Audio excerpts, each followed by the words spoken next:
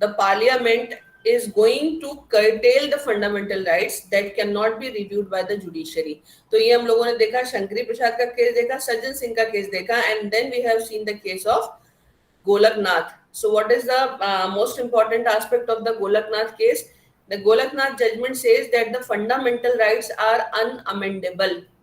The parliament cannot amend the law. तो उसका एक रीजन ये भी है कि the power of the parliament is not at par with the power of the constituent assembly, and that is the reason that under article 368 the term used is only procedure and not the power.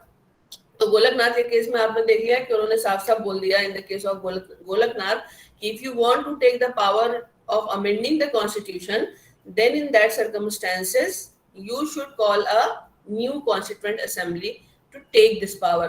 तो गोलकनाथ के case में supreme court बहुत आगे चला गया. उन्होंने बोल दिया कि आप भाई नई कॉन्स्टिट्यूएंट असेंबली बना करके ये पावर लो, लेकिन एग्जिस्टिंग कॉन्स्टिट्यूशन में the power to amend the fundamental right that is not given to the parliament, so they cannot amend the fundamental rights.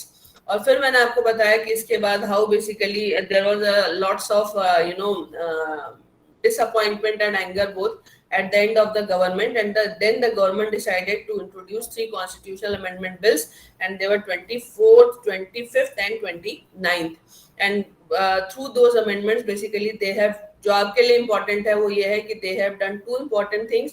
The first thing, they have amended article 13 and added article 13 subclause 4, which very expressly says that constitutional amendment is not a law. So the meaning of this is, I now believe you understood that what is the meaning once I am going to say that the constitutional amendment is not a law. It means through the constitutional amendment, even if the parliament is going to do something which is in the violation of the fundamental right, that cannot be judicially reviewed by the court. So the parliament wanted to take more and more power, क्योंकि Mrs Gandhi थी उस समय, और मैंने कल भी आपको बताया था कि she was a very powerful lady, और उनको ये अच्छा नहीं लगता था, so that the judiciary could continuously interfere in their matters. So that was the basic purpose of introducing these amendments. और इसमें इन्होंने जो दूसरा किया, they amended article 368 and they added the term power also. So now the power and procedure to amend the constitution, that is still there under article 368. So through this amendment, what basically they wanted to do, they wanted to declare that the power of the parliament is at par with the power of the constituent assembly. तो जो भी constituent assembly कर सकती थी वो parliament कर सकती है, because in the case of Golaknath this objection was raised that the parliament is not at par with the constituent assembly, and if you want to take this power, then in that circumstances you should call a new constituent assembly. तो इन जितने भी objections Golaknath के case में लगे हुए थे, then government tried to remove all the objections through these constitutional amendments. इसके बाद क्या होता है, the next important thing is, I told you a very important judgment, a landmark judgment. अब तक की सबसे बड़ी bench बैठी है इस केस में, that was the case of Keshwanand Bharti versus State of Kerala. Citation is AIR 1973 SC 1461. AIR 1973 SC 1461. मैंने कल आपको बताया था, I told you about the facts of the case, and the fact of the case is कि ये जो है senior head है मठ के, and the Kerala government through a legislation the government has taken away certain portion of the land which basically belongs to that मठ. So Mr. this Keshavananda Bharti जो है, जो मठ के जो senior priest हैं, senior head हैं, इनको objection है because he says that this land belongs to this land is the property of the mutt. Because this is a property of the mutt, it cannot be taken away by the state through any legislation, because thus it violates article 26 of the Indian Constitution. 26 जो है वो religious freedom का part है, और 26 right देता है religious denominations को to manage their religious properties. So article 26 gives right to all religions to manage their religious properties. So Mr. Shri Keshwanand Bharti ji, he is saying that by grabbing this land or by occupying this land, basically the state is violating their right which is available to him under Article 26. Now the matter has been brought before the Supreme Court, and in this case, constitutionality of 24th, 25th and 9th constitutional amendment act was challenge, इसको challenge किया गया है।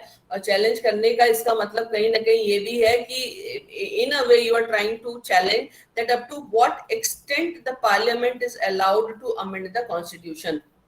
इसको जब आप पढ़ते हैं तो इस ये जो 13 जजेस बेंच थी 7:6 से दिया गया जजमेंट है ये।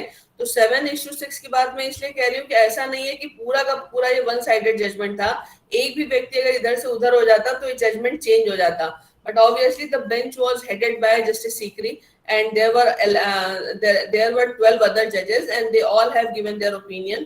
So in your case material only those who have given their decision in the favor of the basic structure theory, the portion of their statements or the portion of their judgment is the mentioned in this case जब आप अपने case material को पढ़ते हो।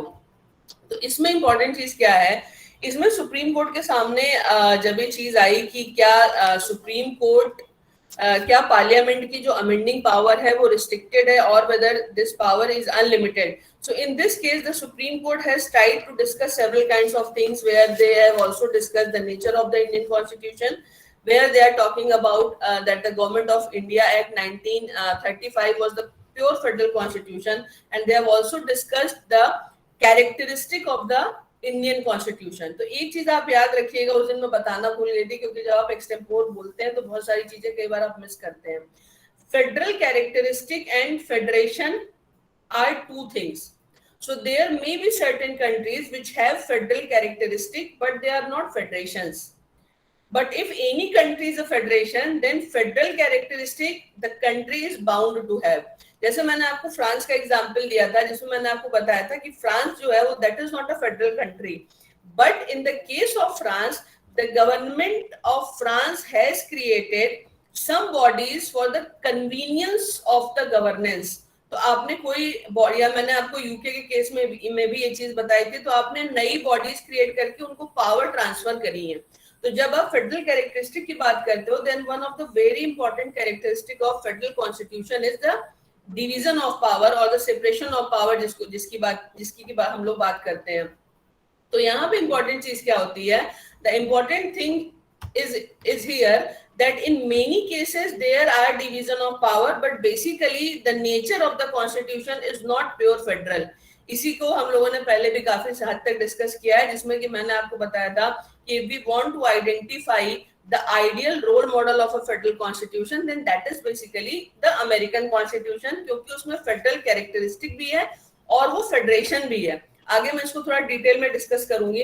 हमारे यहाँ पे क्या है, we have federal characteristic but we are not a federation like the American constitution, and that is the reason that article 1 of the Indian constitution the beginning line is India that is Bharat shall be a union of state and term federation has not been mentioned anywhere. So federal का मतलब आप ये कह सकते हो कि federalism is more a kind of political entity which is basically going to talk about a certain kind of philosophy which is dealing with the distribution of power between the units and the federal government. तो यहाँ पे जब आप केशवानंद भारती के case को देखते हो तो केशवानंद भारती के केस में इन्होंने एक थ्योरी इवॉल्व करी जिसको कहते हैं the theory of the basic structure. Supreme court ने पहले केशवानंद भारती के केस में क्या कंक्लूड किया मैं आपको बता देती हूँ, उसके बाद में आऊंगी कि ये थ्योरी क्यों दी गई। सुप्रीम कोर्ट ने इसमें बोला that the power of parliament, because remember till the time of Keshwanand Bharti there was a head on between the government and the Supreme Court and it happens at several point of time। क्योंकि अभी आपने देखा कि हाल ही में justice Ramana ने भी ये चीज बोली कि हमारी बातें अगर सरकारें नहीं मानती हैं तो हमारे जजमेंट का मतलब क्या है। तो उसके कई रीजंस होते हैं, sometimes they are over actively involved in the domain of the state. So sometimes the state feels that unnecessarily they are over interfering. So that's why the doctrine of separation of power that should be strictly followed. But बहुत बार ऐसा होता है, बहुत सारे ऐसे judgement है जिसमें कि आप जजमेंट दे देते हो या उस पर आप कॉग्निजेंस ले लेते हो बिना ये रियलाइज किए कि whether this lies in your exclusive domain or not। तो ये बहुत सारी चीजें होती हैं।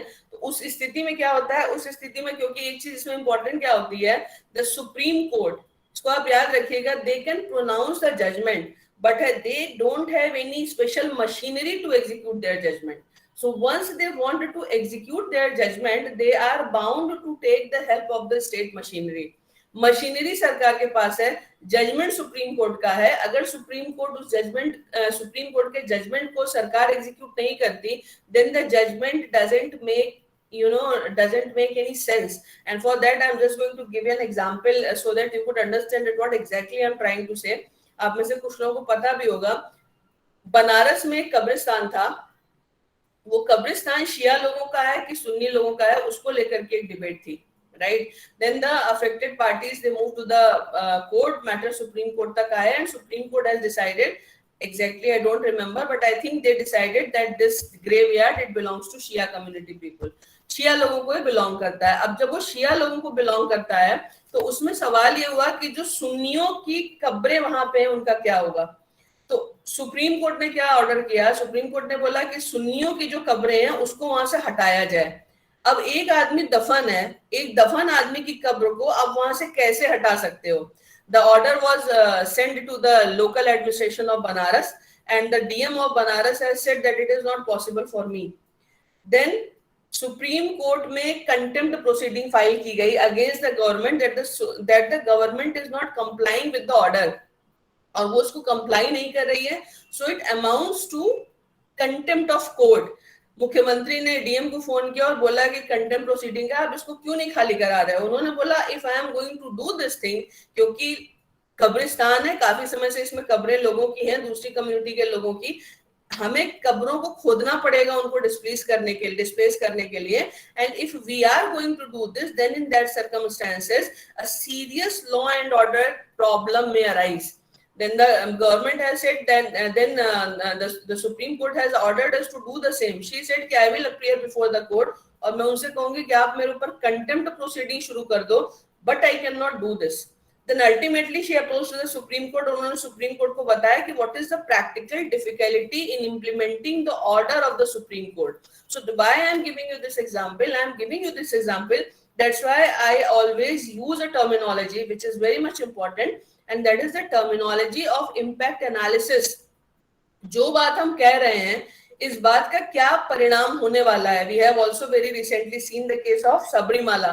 इस पे हम लोग बाद में डिस्कस करेंगे कि the Supreme Court has passed an order, but the believers are not ready to accept it, and the non-believers are so much inclined to visit the temple. So there was another issue, and there was a dissenting judgment of Justice Indu Malhotra also. इस पे भी हम बाद में discuss करेंगे. But यहाँ पे main problem क्या आ रही है, मेन प्रॉब्लम यहाँ पे ये है कि state is the complementary machinery, and if the state is not going to support the courts, then in that circumstances they cannot execute their orders.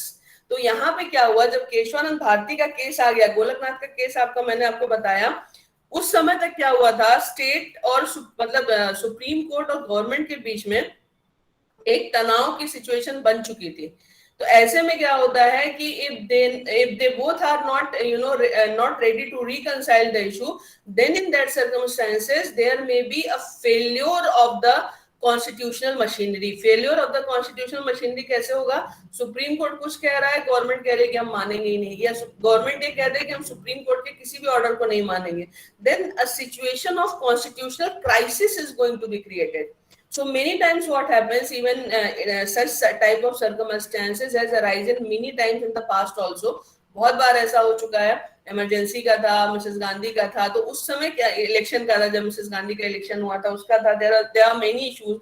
एक आपने देखा होगा सुप्रीम कोर्ट ने सरकारों से बोला था when mister Sharad Pawar was the agriculture minister कि अनाज को सड़ाने के बजाय फ्री में क्यों नहीं बांट देते. तो ये there are so many issues जहाँ पे कई बार एग्जीक्यूटिव और जुडिशरी में ठन जाती है, और उस समय बहुत जरूरी होता है कि they should reconcile the matter in a very convivial manner, otherwise it can create a very bad impact. तो ये जो केशवानंद भारती का केस है, इस समय तक आते आते क्या हुआ, गोलकनाथ में उन्होंने एकदम चले गए कि आप अमेंड ही नहीं कर सकते.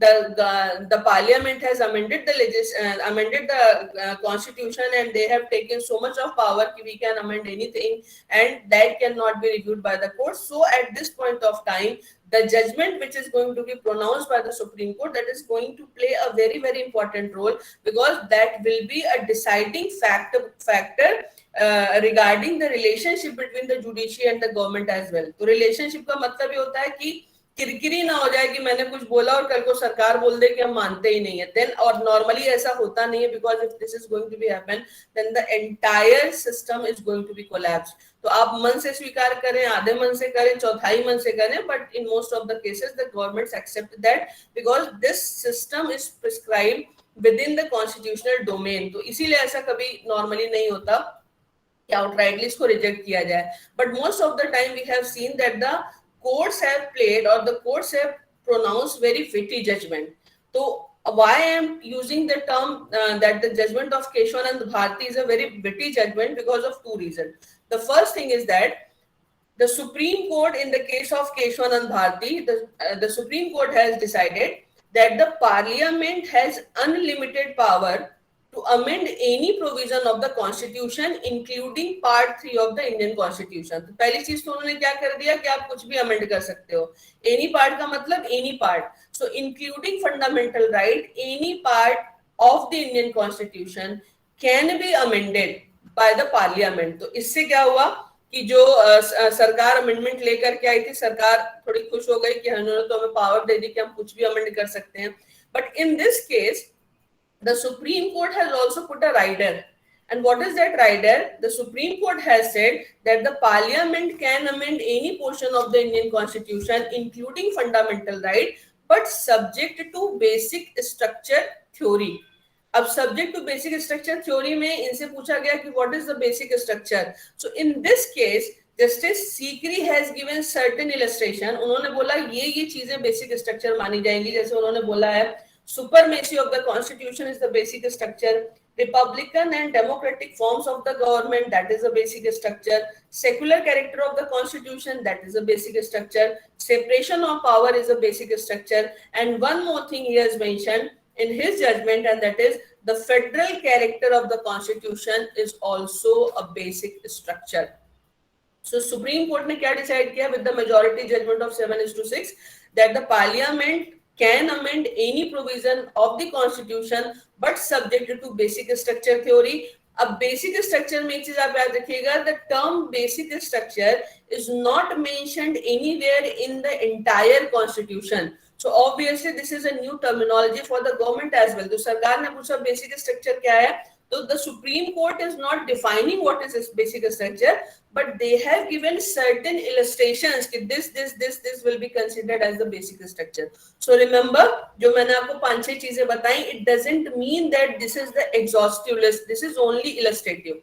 तो illustrative का मतलब क्या है? Illustrative का मतलब ये है कि they have given certain illustrations, but in the coming future क्या हो सकता है? It is equally possible that something can be also added in this list of the basic structure.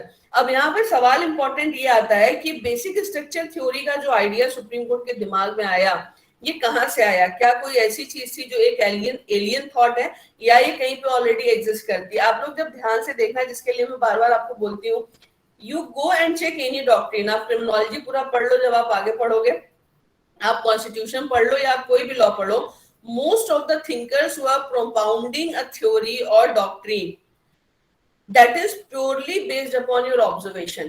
हमारा ऑब्जर्वेशन कितना अच्छा है, उतने ही तरीके से हम चीजों को समझते हैं. यहाँ पे तो खैर मैं ये कहना चाहती हूँ कि बेसिकली जब हम बेसिक स्ट्रक्चर थ्योरी की बात करते हैं, then the origin of basic structure ये जो है, it is found in the German constitution. ये जर्मनी के कॉन्स्टिट्यूशन में मिलता है. उसका रीजन ये था कि जब हिटलर पावर में आया, तो हिटलर ने पूरे कॉन्स्टिट्यूशन की धज्जियां उड़ा डाली. So after the fall of the Nazi regime, constitution को अमेंड कर दिया गया और उसको प्रोटेक्ट करने के लिए ये कह दिया गया कि there are certain basic laws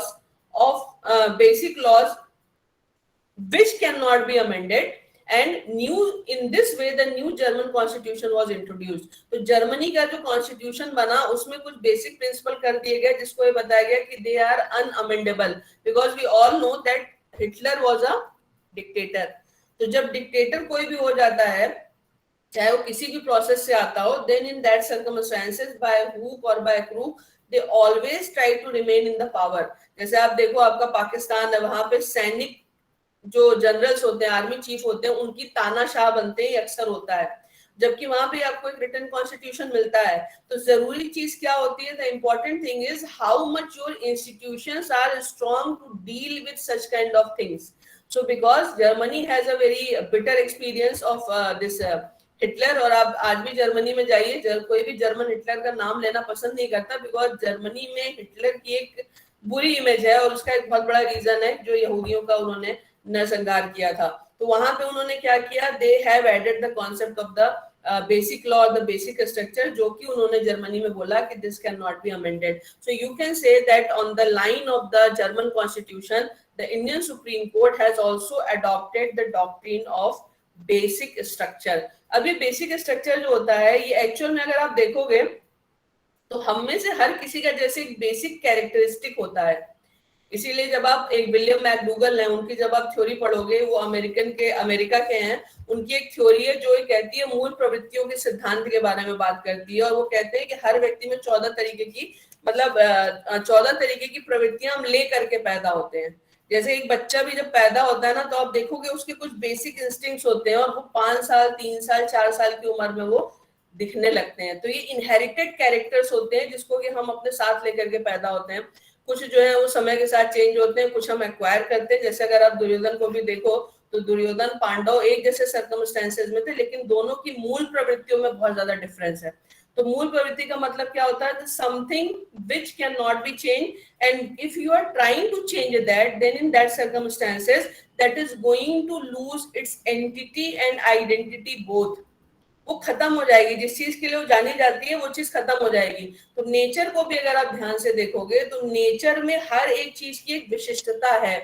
जैसे जब आप सेब खरीदने जाओ और आप पूछो ये सेब कितने का, बोलेगा 180 रुपए का। बोलो दूसरा सेब कितने का, बोलेगा 80 रुपए किलो का। तो आप पूछोगे दोनों में इतना डिफरेंस क्यों है, वो तुरंत कहेगा ये कश्मीर का है। दोनों सेब है, लेकिन कश्मीर के सेब का दाम क्यों ज्यादा है, क्योंकि उसकी विशिष्टता है उसकी एक विशेषता है जिसके कारण उसकी कीमत ज्यादा है। और नेचर में आप जिन जिन चीजों को देखोगे, हर चीज की एक विशेषता होती है, और वो पिक्यूलरिटी ही उसको यूनिक बनाती है। जैसे सारे जो वेजिटेरियन जानवर हैं, आप सबको देखो, पंच तत्व से या 5 एलिमेंट से हमारी भी बॉडी बनी है, सबकी बनी है, लेकिन सारे वेजिटेरियन भी एक दूसरे से अलग हैं, नॉन वेजिटेरियन भी एक दूसरे से अलग हैं। अलग अलग बीजों से अलग अलग पौधे, अलग अलग फल निकलते हैं। तो ये क्या है, ये this is the concept of diversity. ये कैसे आता है, क्यों आता है, जब 5 ही एलिमेंट से हम सब बने हुए हैं, तो हम में इतना डिफरेंस क्यों है। ये एक फिलोसॉफिकल कॉन्सेप्ट है। और जब आप दर्शन शास्त्र पढ़ते हो, तो इसी को वैशेषिक कहते हैं, यानी ये वैशेषिक दर्शन का पार्ट है। वैशेषिक दर्शन का मतलब होता है, वैशेषिक दर्शन बेसिकली आस्तिक है और एक सुप्रीम पावर के एग्जिस्टेंस में बिलीव करता है, और वो मानता है कि जो इतनी विशिष्टता इस सृष्टि में है, इसके पीछे कोई ना कोई कारक रीजन है जो कि ह्यूमन कैपेसिटी के बियॉन्ड है। तो उसे कोई ईश्वर मानता है, कोई गॉड मानता है, कोई अल्लाह मानता है, but that is the Vaisheshika दर्शन, and that talks about the some special feature और स्पेशल कैरेक्टरिस्टिक, या वो एक विशिष्टता की बात करता है। तो जैसे एक इंडिविजुअल का एक कैरेक्टर होता है, एक नेचुरल चीज कोई भी होती है, उसके सोने का भी एक कैरेक्टर है, चांदी का भी एक कैरेक्टर है। तो हर एक तत्व की एक विशिष्टता होती है। मिट्टी का एक कैरेक्टर होता है, इंसान का एक कैरेक्टर होता है। वो जो उसकी मूल प्रवृत्तियां होती हैं, जिनको कि अगर आप बदल दो तो उसका अस्तित्व खत्म हो जाए, वही उसका फंडामेंटल कैरेक्टरिस्टिक होता है। So that is applicable equally in case of all sorts of legislations also, specifically in the case of the constitution of any country. So every constitution has some very specific features which are most essential and most important for the existence of that document, and those special characteristics are known as the basic character or the basic feature. तो ये अगर आप देखोगे तो nature से चलता है। कहने को हम इसको कह रहे हैं ऑब्वियसली कि ये जर्मन कॉन्स्टिट्यूशन से अडॉप्टेड था, लेकिन जर्मनी ने भी इसको कहीं ना कहीं से फील किया था। जो मैं आपके थिंकिंग की बात कर रही हूँ, ये ऑब्जर्वेशन पे बेस्ड होता है। ये वैशेषिक दर्शन की मैंने आपको बताई, जो काफी इससे मिलता जुलता है। मैंने मैकडूगल के बारे में आपको बताया, जो 14 तरीके की वृत्तियों की बात करते हैं। So on the basis of all these things, obviously certain features are very much important, and that is the reason that in this case ultimately the Supreme Court has upheld that yes, any part of the constitution can be amended but subject to the basic structure theory. अब supreme court में इसने में सरकार ने supreme court से पूछा कि what is the basic structure, then they have given certain illustration. Next question which was asked to the Supreme Court by the government in this case was कि who will decide that what is the basic structure. Parliament एक तरफ आपने बोल दिया कि parliament कुछ भी amend कर सकती है but subject to the basic structure theory, but the important question in this case is who is going to decide that what is the basic structure. तो सुप्रीम कोर्ट ने क्या बोला, अमेंड आप करोगे पर डिसाइड हम करेंगे इसको. तो अब इसमें एक चीज क्या इंपॉर्टेंट है, अब मैं इसको विट्टी जजमेंट क्यों बोल रही हूँ, मैं इसको विट्टी जजमेंट इसलिए बोल रही हूँ कि ultimately after giving so much of power or after acknowledging so much of power of the parliament, then too the most important part which is related with the review, the Supreme Court has kept that along with himself. तो kept अपने साथ कैसे रखा, जब supreme court से पूछा गया कि बेसिक स्ट्रक्चर को कौन डिसाइड करेगा, तो सुप्रीम कोर्ट ने बोला हम डिसाइड करेंगे. इसका मतलब क्या है, आप कुछ भी अमेंड कर लो, आपका जो दिल करे आप वो कर लो, लेकिन ultimately it is the Supreme Court which is going to decide that this is in the violation of the basic structure theory or not. और ये क्या है, it is a new instrument which has given so much of power to the Supreme Court to decide anything in the favor of the basic structure theory or in the name of the protection of basic structure theory. इसका एक बड़ा मैं example दे रही हूँ क्योंकि recently हुआ है, शायद आप लोग को पता होगा, आपने NJAC का जजमेंट देखा था, ठीक है ना. NJAC आया and through the NJAC the Supreme Court, the government basically has tried to reform the procedure of appointment of judges in the High Court as well as in the Supreme Court. आगे आप इसको पढ़ोगे भी NJAC का जो judgement है, तो जब आप इसको पढ़ते हो तो इसमें क्या किया गया है, the Parliament has followed all the procedures which are prescribed in the Constitution. 368 को प्रॉपर्ली फॉलो किया गया है, बहस हुई है, स्टेट से इसको पास कराया गया है, सब चीजें हो करके ये अमेंडमेंट आता है.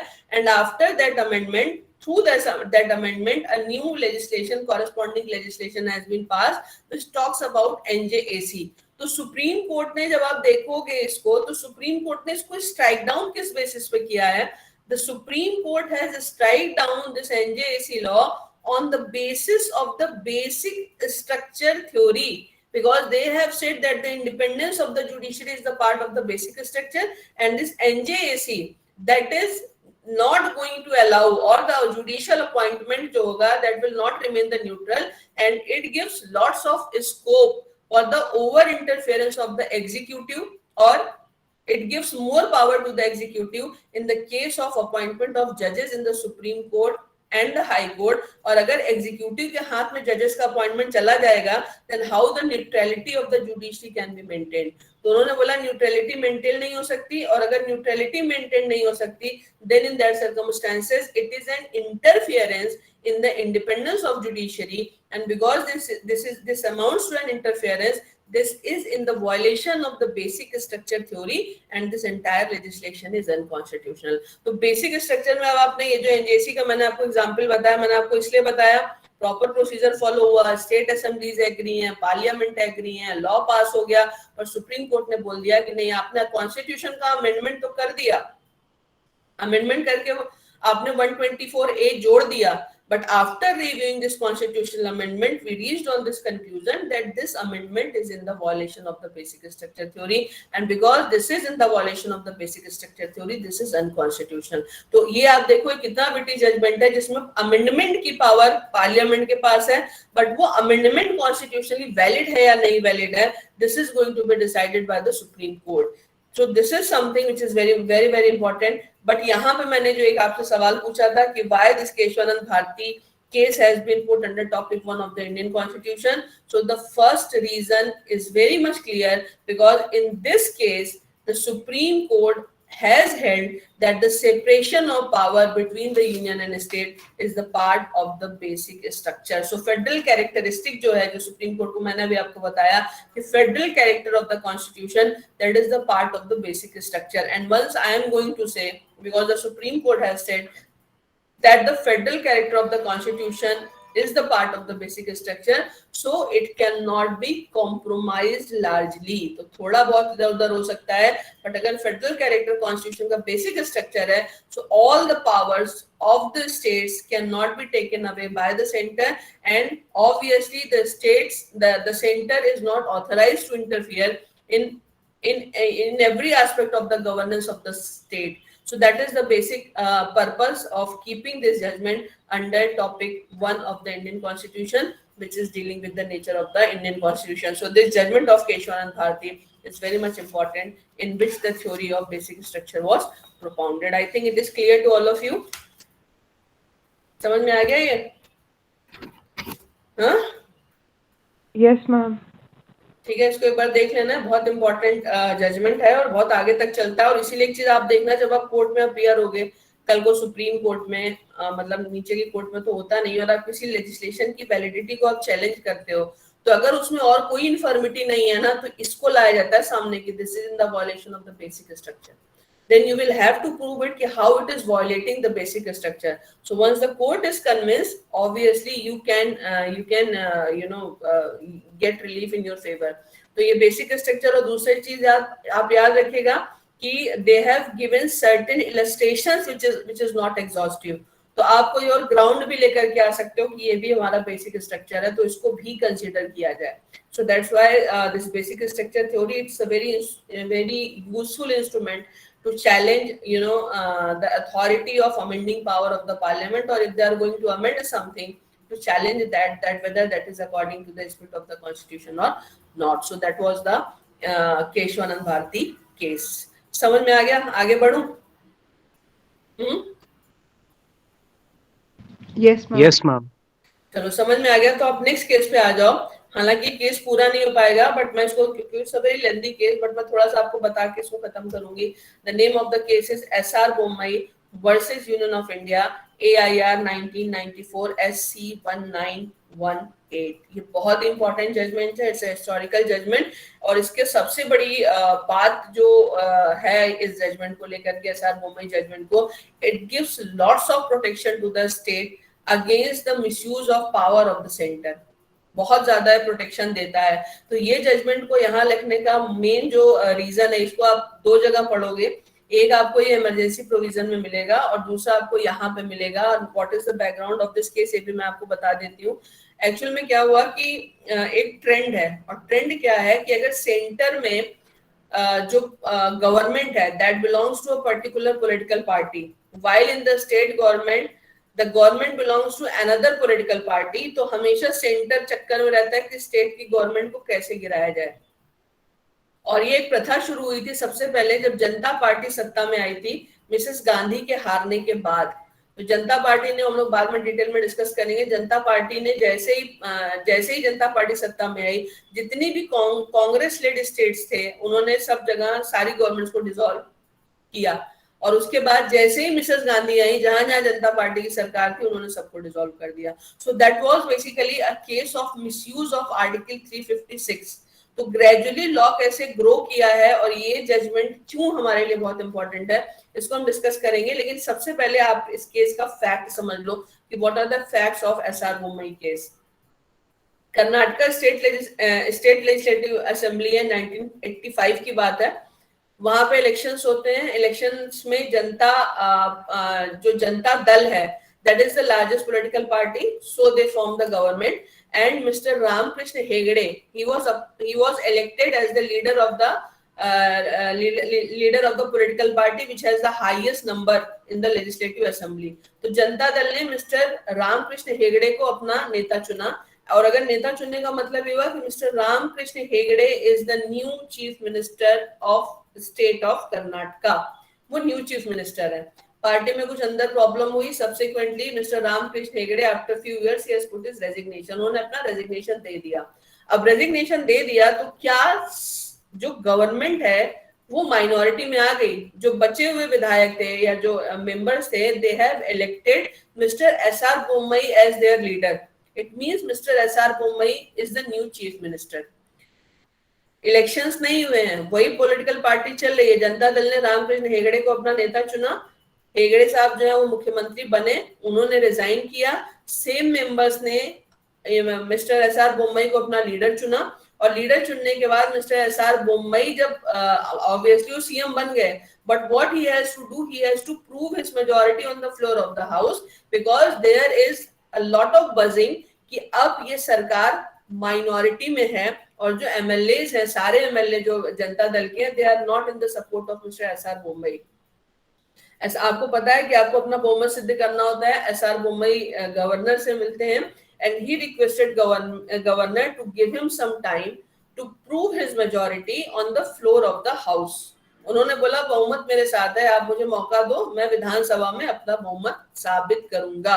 बट यहाँ पे क्या है, without considering the request of mister Bommai, the governor of the state of Karnataka, he has recommended imposition of article 356 to the president of India.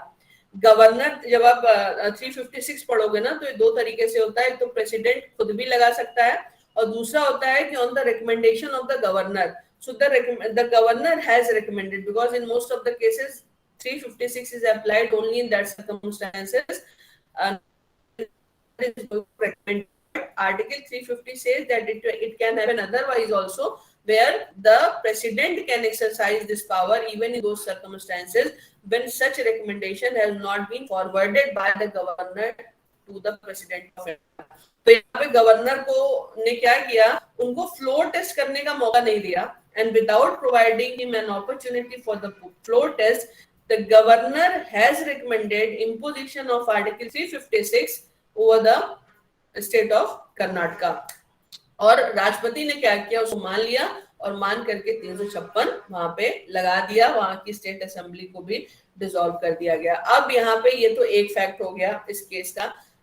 दूसरा फैक्ट क्या होता है, दूसरा फैक्ट यहाँ पे क्या है, the second important factor in this case is that was the case of Shri Ram जन्मभूमि बाबरी मस्जिद case.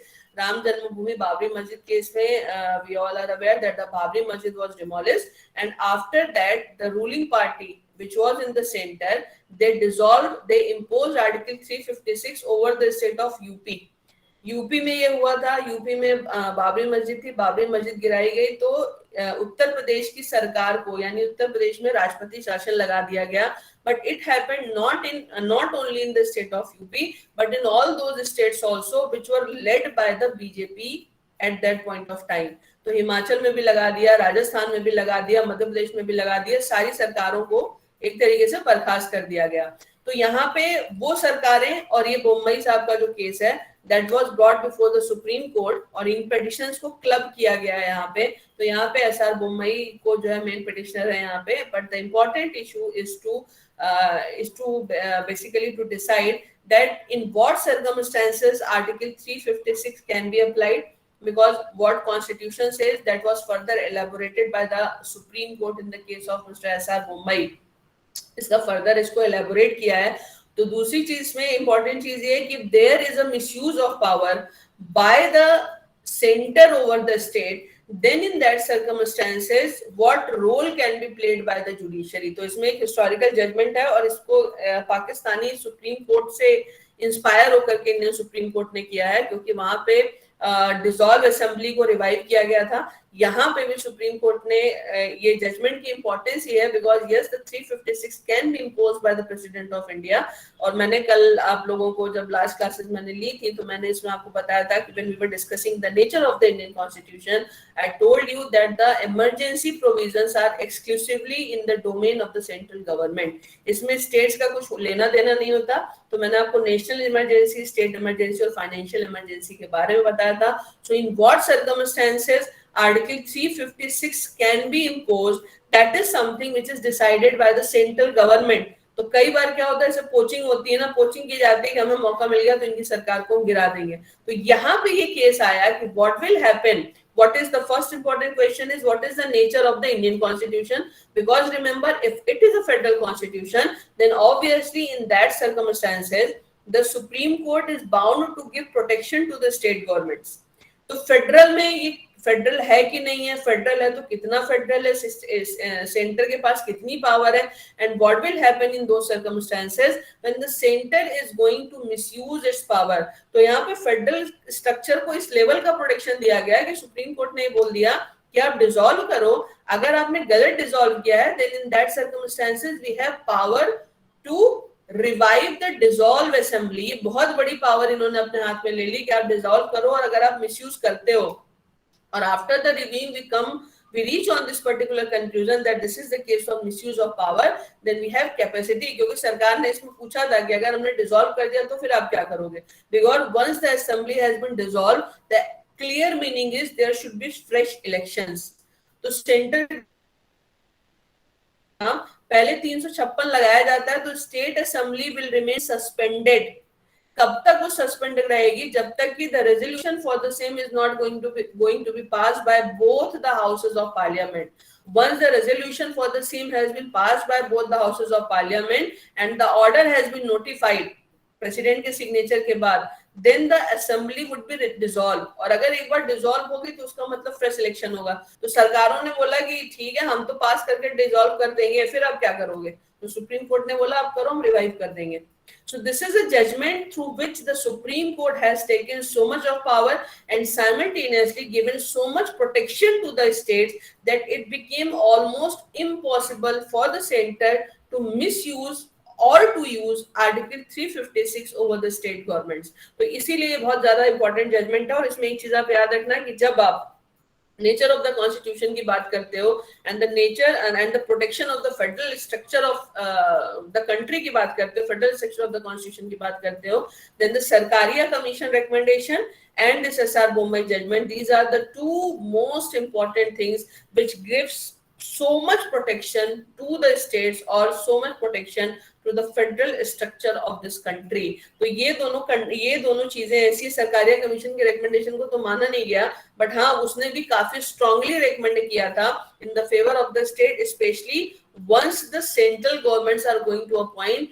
governors for the state। तो वहां तो उन्होंने क्लियरली मेंशन किया है कि आप स्टेट गवर्नमेंट का या जो आपका सीएम होगा उससे कंसल्टेशन करके ही आप गवर्नर का अपॉइंटमेंट करोगे, and it is better to appoint a political person as the governor of the state। But those were the recommendation of the Sarkaria Commission which has not been accepted yet। But yes, this SR Bommai judgment, through this SR Bommai judgment Supreme Court has taken so much of power। और एक दो बार जब ये revive हो गया तो फिर central government को समझ में आ गया कि इसमें किरकिरी होती है। और अभी जब ये गवर्नमेंट आई थी आपकी मोदी गवर्नमेंट, तब भी अभी आपने देखा था कि अरुणाचल में केस आया था, फिर ये आपका उत्तरांचल में आया था। देयर आर 2 केसेस, तो उसको हम लोग बाद में डिस्कस करेंगे। पर इन दोनों केसेस में सुप्रीम कोर्ट ने स्टेट असेंबली को प्रोटेक्ट किया है। So that is because of the judgment of SR Bommai। So this is the case of SR Bommai, but there are so many things which we will discuss in this case, and obviously we are not in the position कि हम इसको पूरा discuss कर सकें। I am just going to stop right now।